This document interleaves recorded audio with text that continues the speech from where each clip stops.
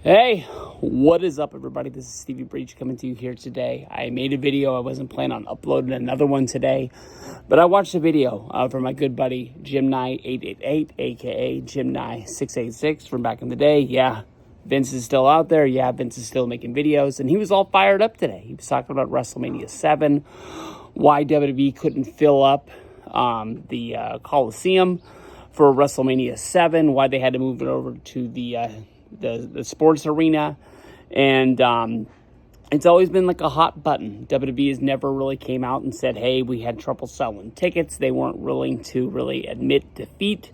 They've always gone with that there were security risks, that they wouldn't be able to get security to be able to cover the Coliseum. They weren't able to make it a no-fly zone. They were scared there was going to be some sort of a bombing or something like that, so they moved it over.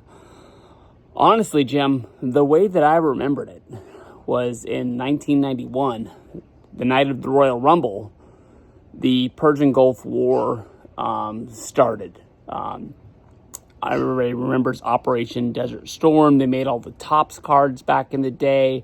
It was the first time that, America went to war during my lifetime. I can honestly tell you that I was a scared kid back in 1991. I was 10 years old. I remember writing letters to the soldiers pretty much on a weekly basis.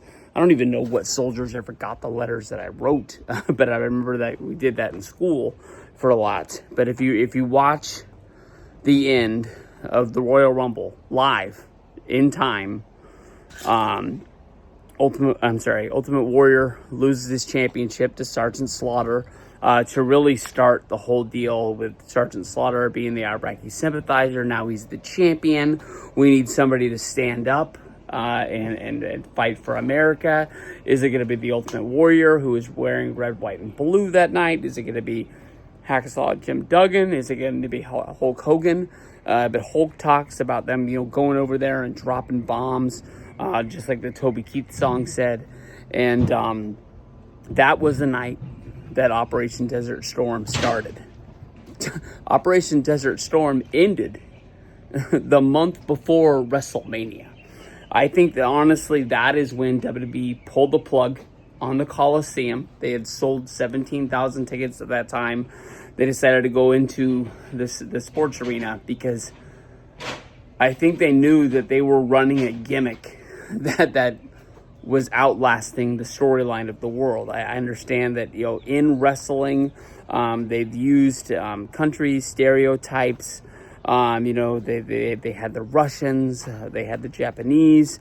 Everybody, listens to those old shows with Gorilla Monsoon, talking about pulling a Pearl Harbor job, things that they would never say anymore in the world. But Jim, I don't know about the recession. In 1991, I can tell you that I don't remember us being broke or poor in a recession. I'm not saying that money was easy to come by, but I was able to buy my Topps baseball cards and get the bubble gum and drink soda and buy stuff from the ice cream man and stuff like that. So there were no problems in my world. 1991 was a good year, the way that I remember it. So I don't really blame a recession. The Rodney King incident had happened before WrestleMania, so there is one reason to be scared of LA.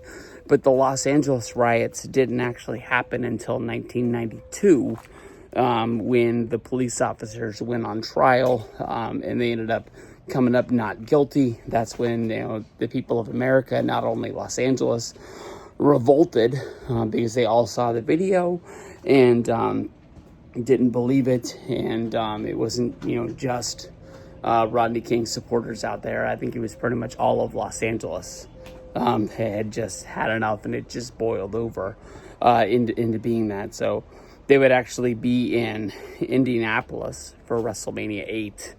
It is funny that they weren't able to fill up the Coliseum. Maybe people just didn't want to sit on those concrete steps, I guess you can say, as seats. Maybe that's just one thing that people just didn't really want to. I know that they do have seats, but they do have a large amount of just like kind of like almost like bleacher-like seating, but you're not even sitting on bleachers. You're just sitting on concrete back in 1991.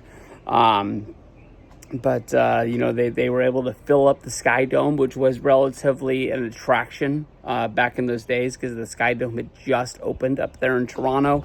The next year, they don't fill it up. They don't come close to filling it up, but they still got a lot of freaking people into the Indianapolis arena where the Colts played. I don't know if that's one of those deals where Indianapolis paid them to come, and that's why they came, or if they just thought that was like the heart of the country at the time. But then WrestleMania 9, they take the paycheck, they go to Vegas, and then WrestleMania 10, they're back in the Garden. You can really see them, scaling down.